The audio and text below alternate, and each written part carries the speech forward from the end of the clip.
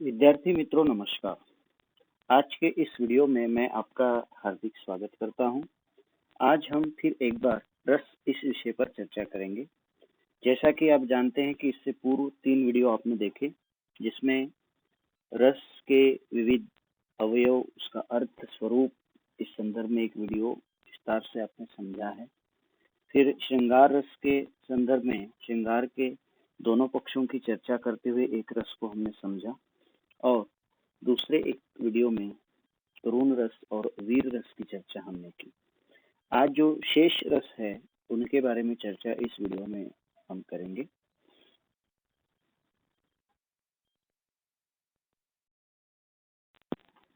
बात करते हैं हास्य रस की। हास्य रस, इसका स्थायी भाव है हास, यानी जहाँ कहीं हमें विकृत आकार, प्रकार, वेशभूषा, वाणी और चेष्टाओं में एक विचित्रपन नजर आता है, उसको देखने से हास्य रस की निष्पत्ति होती है।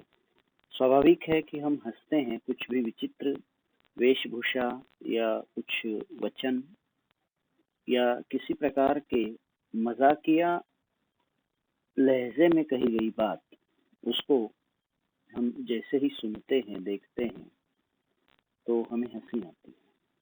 तो साहित्य में भी जब इस प्रकार का वर्णन होता है और उसको देखकर वो हास्य भाव हमारे मन में जागृत होता है, तो हास्य रस की निष्पत्ति होती है। हास्य एक मनोरंजन है। आचार्यों के अनुसार जो है, हास नामक जो स्थायी भाव, उसके अनुसार विभाव, अनुभाव और संचारी भाव से जब हास स्थायी भाव परिपुष्ट होता है तो उसे हास्य रस कहा जाता है। हास्य रस का स्थायी भाव हास है। आलंबन, यानी जिसे देख कर ये भाव जागृत होता है, वो कोई विकृत रूप, विकृत आकार, विचित्र वेशभूषा आदि को देखकर ये होता है, जागता है। और इससे उद्दीपन विभाव का कार्य करने वाले तत्व जो है, जैसे विचित्र अंग भंगिमा, अलग अलग प्रकार की क्रीड़ाएं करना, आंखों और मुख का विकसित होना, खिलखिलाना, हमारा हंसना एक तरह से उसका अनुभव है। संचारी भाव, चपलता, हर्ष, यानी हंसते हुए हमारी जो हलचल है, चंचलता है, वो बढ़ जाती है। उदाहरण देखिए, हाथी जैसी चाल है, गेंडे जैसी खाल, तरबूज जैसी खोपड़ी, खरबूज जैसे गाल। किसी का वर्णन करते हुए ये जो बनाया गया है, पद कविता बनाई गई है, उसको पढ़कर हम हंसेंगे निश्चित ही, क्योंकि किसी व्यक्तित्व का वर्णन करते हुए ये वह है कि हाथी जैसी चाल है, गेंडे जैसी खाल, तरबूज जैसी खोपड़ी, खरबूज जैसे गाल। उसके अंग, अलग अलग अंगों का वर्णन करते हुए इस प्रकार मजाकिया ढंग से वर्णन किया गया, और इसलिए हम स्वाभाविक रूप से हंसते हैं। ये हास्य रस। आलंबन, इसका उसका मोटापा है, उसके जो हावभाव है, उसका आकार, ये सब इस हास्य रस में मददगार साबित होने वाले उसके अवयव है। आंखों का मीचना, हंसते हंसते पेट भरना, बल पड़ना, आंखों में पानी आना, मुस्कुराना, ताली पीटना, ये अनुभव इस रस में हम देख सकते हैं। हास्य रस के अंतर्गत सफलता, उत्सुकता, स्नेह, आवेग, इस प्रकार के संचारी भाव भी आते जाते रहते हैं। दूसरा एक वर्णन देखिए, पत्नी के बीमार पड़ने के चित्र को अत्यंत हास्यास्पद स्थिति का चित्रण करते हुए काका हाथरसी, जो हास्य के बहुत बड़े कवि है, हास्य कविता के संदर्भ में काका हाथरसी का एक बहुत नाम जो है बहुत सम्मान के साथ लिया जाता है। बहुत महत्वपूर्ण हस्ताक्षर हास्य कविताओं के संदर्भ में काका हाथरसी, उनका एक छंद देखिए। पत्नी खटिया पर पड़ी, व्याकुल घर के लोग, व्याकुलता के कारण समझ न पाए रोग, समझ न पाए रोग, तब एक वैद्य बुलाया, इसको माता निकली है उसने ये समझाया। ये काका कवि राय सुने, मेरे भाग्य विधाता, हमने समझी थी पत्नी, ये तो निकली माता। माता यानी जो चेचक की बीमारी होती है, उसको माता कहा जाता था या देवी उसको पुकारा जाता था। पुराने समय में, और इसलिए यहाँ पर बताया गया कि वैद्य जी ने कहा है कि ये माता निकली है। तो इसे हंसते हुए, बड़ी हास्यास्पद स्थिति में वर्णन करते हुए काका प्रेस ने लिखा है, और इसको पढ़कर स्वाभाविक रूप से हम हंसते हैं। बात करते हैं रौद्र रस की, जहाँ क्रोध जागता है। आप जानते हैं कि रौद्र रस का स्थायी भाव क्रोध है, और क्रोध भाव जब जागृत होता है और विभाव अनुभाव संचारी भाव से परिपुष्ट होकर वो रस का रूप लेता है, तो वो रौद्र रस कहलाता है। स्थायी भाव क्रोध आश्रय, यानी जिसके मन में वो जागता है, वो क्रुद्ध व्यक्ति। आलंबन, जिसे देखकर जो है वो भाव जागता है, जैसे कोई अपराधी है, कोई दुष्ट व्यक्ति है, कोई विरोधी है। फिर उसके कटु वचन, उसके द्वारा किया गया अपमान या अपने विरोध में किए जाने वाले कार्य, ये सब उद्दीपन का कार्य करते हैं और क्रोध को भड़काने का कार्य करते हैं। फिर हमारी आंखें लाल हो जाती है, हम दांत भींचने लगते हैं, ओंठ चबाने लगते हैं, शस्त्र उठाते हैं, कठोरता पूर्वक बात करने लगते हैं। ये अनुभव हम देख सकते हैं। और चपलता, गर्व, अमर्ष, उग्रता, ये संचारी भाव आते जाते रहते हैं। अब यहाँ पर एक पंक्तियां हैं, देखिए। एक दिन न्यूयॉर्क भी मेरी तरह हो जाएगा, जिसने मिटाया है मुझे वो भी मिटाया जाएगा। आज 2.5 लाख में कोई न जीवित बचा, एक दिन न्यूयॉर्क में कोई न बच पाएगा। ये नागासाकी और हिरोशिमा के ध्वंस का आलम्बन बनाते हुए लिखी गई कविता। आश्रय है कवि का हृदय और सुनने वाले श्रोता। अनुभाव उग्र वचन, क्रोध, यानी एक आम जो सामान्य व्यक्ति है उसके मन के भाव है कि न्यूयॉर्क जो है, आप जानते हैं कि अमेरिका ने जो है हिरोशिमा और नागासाकी पर बम गिराए थे, और न्यूयॉर्क जो है अमेरिका का एक बहुत बड़ा शहर है कि एक दिन इसकी तरह न्यूयॉर्क मिट जाएगा। इस प्रकार का भाव इन कविताओं में है। जहाँ पर विरोध अपमान के कारण एक प्रतिशोध की भावना होती है, क्रोध उपजता है, वहाँ रौद्र रस होता है। निंदा, कठोर वचन, अपमानजनक वाक्य, ये उद्दीपन का कार्य करते हैं। होती है, दांत भींचते हैं, ये एक तरह से उसके अनुभव है। देखो, बड़े प्रसिद्ध उदाहरण जो राम लक्ष्मण परशुराम संवाद कविता आपके पाठ्यक्रम में है, उसमें जितने भी परशुराम के क्रोधपूर्ण वचन लक्ष्मण के लिए कहे गए हैं, वो सभी रौद्र रस के बहुत अच्छे उदाहरण हैं। वही उदाहरण देखिए। रेणुक बालक काल बस बोलत तो ही न संभार, धनु ही सम त्रिपुरारी धनु विदित सकल संसार। कि हे मूर्ख बालक, हे राजपुत्र, हे राजकुमार, तुम काल के वश में होकर बोल रहे हो, तुम होश में नहीं हो, तुम क्या बोल रहे हो। धनु ही सम त्रिपुरारी धनु, इस त्रिपुरारी धनुष को, यानी शिव जी के इस प्रसिद्ध धनुष को तुम धनु ही के सम्मान बता रहे हो। धनु ही यानी जो छोटे छोटे बच्चे खेलने वाले जो धनुष बना लेते हैं खिलौने की तरह, उनको धनु ही कहते हैं। तो इस खेलने के धनुष की तरह तुम इतने बड़े विश्व प्रसिद्ध विदित सकल संसार, कि ये विश्व प्रसिद्ध शिव धनुष है, सारा संसार जिसको जानता है, सारे संसार में जो प्रसिद्ध है, ऐसे इस शिव धनुष को तुम सामान्य धनु ही बता रहे हो। इस प्रकार क्रोध परशुराम कृष्ण पर करते हैं। दूसरा एक उदाहरण देखिए। कृष्ण के वचनों को सुनकर अर्जुन के क्रोध भाव को व्यक्त किया गया है।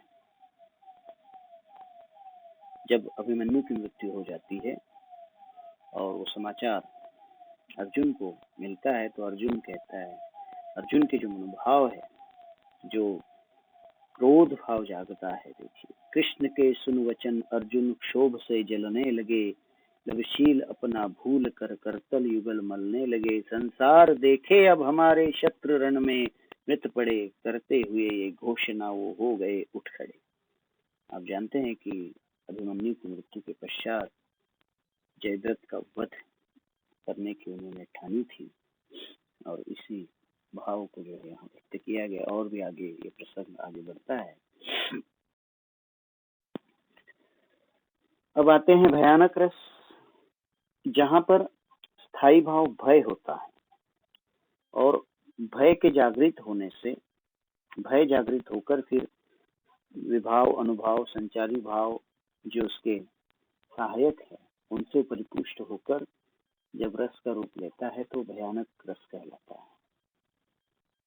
भय जिससे होता है, ऐसी कोई भी वस्तु, कोई स्थान, कोई बहुत बड़ा ताकतवर शत्रु, ये इसका आलंबन होता है। आश्रय स्वाभाविक है, जिसके मन में डर लगता है, भयभीत व्यक्ति जो है वो आश्रय है। कोई सुनसान जगह, भयंकर दृश्य, डरावनी आवाज, ये इसके लिए उद्दीपन होते हैं। फिर वहां से भागना, डर कर मूर्छित हो जाना, थर थर कांपना, पसीना आना, इस तरह के अनुभव इस रस में देखे जाते हैं। और चिंता, शंका आदि संचारी भाव इसमें उपस्थित होते हैं।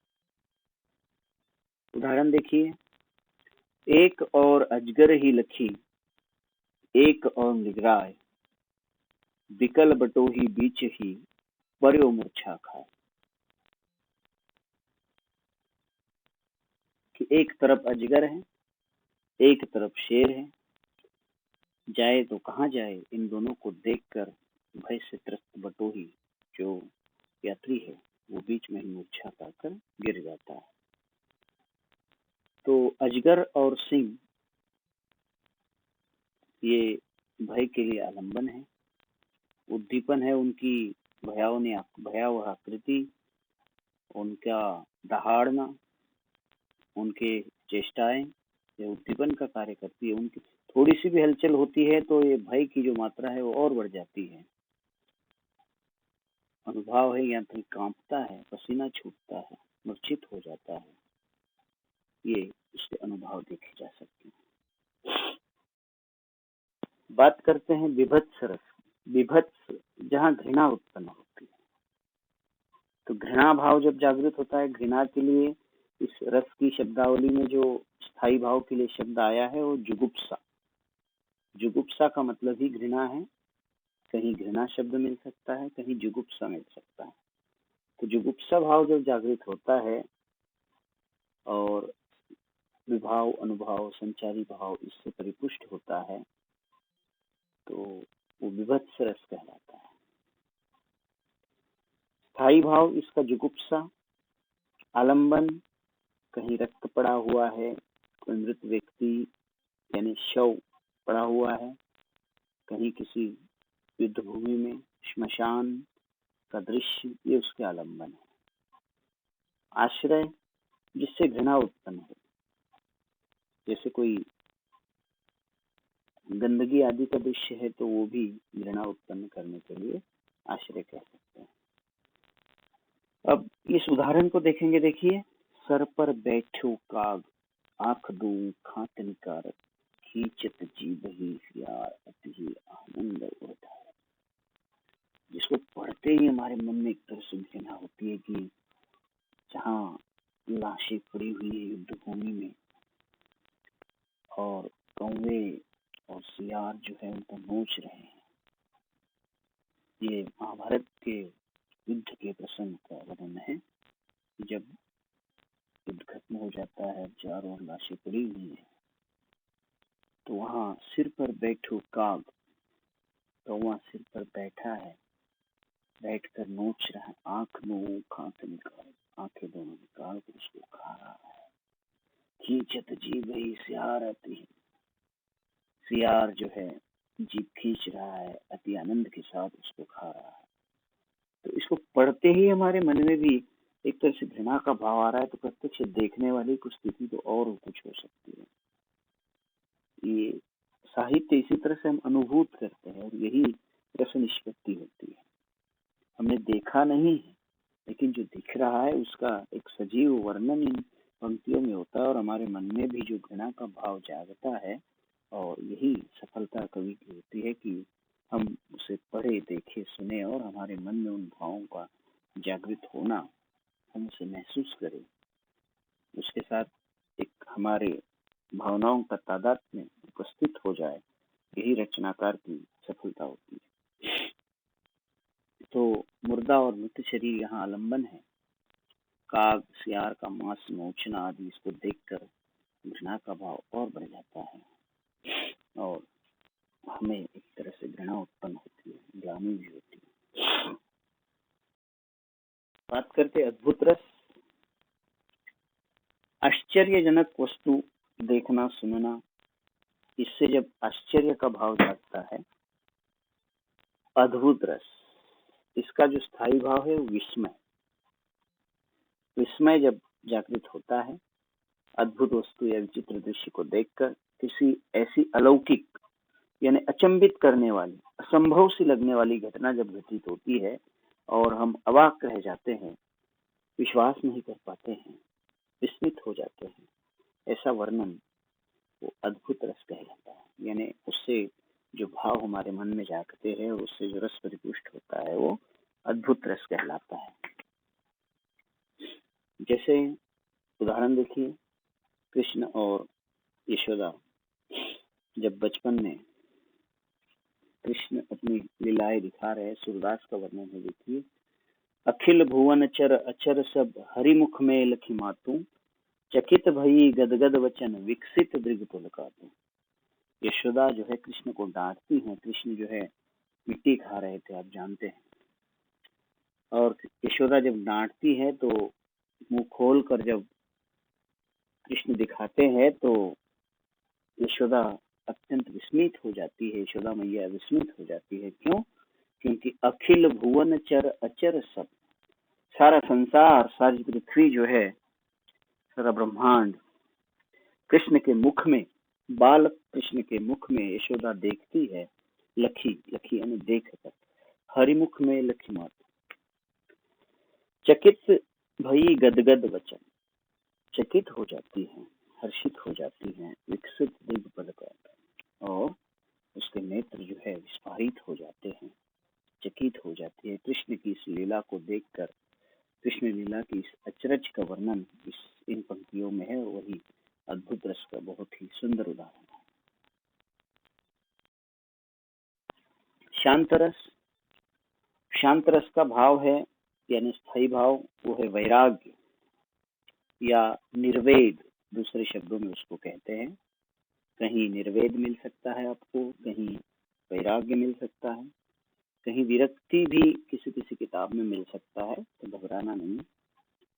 तो विरक्ति होना यानी संसार से विरक्त हो जाना, यानी जो कुछ है यहाँ पर ये सब कुछ नश्वर है, और इस नश्वर संसार को छोड़कर कहीं और कुछ ढूंढना, यानी निकल जाना किसी खोज में, ईश्वर की खोज में या आध्यात्मिक शांति की खोज में निकल जाना। वो शांत रस का वो वैराग्य भाव जब जागता है, इस संसार को छोड़ने का भाव जो है, विरक्त होने का भाव, उसे ही निर्वेद या वैराग्य हम कहते हैं। संसार की नश्वरता, प्रभु का चिंतन, ये उसका आलंबन है।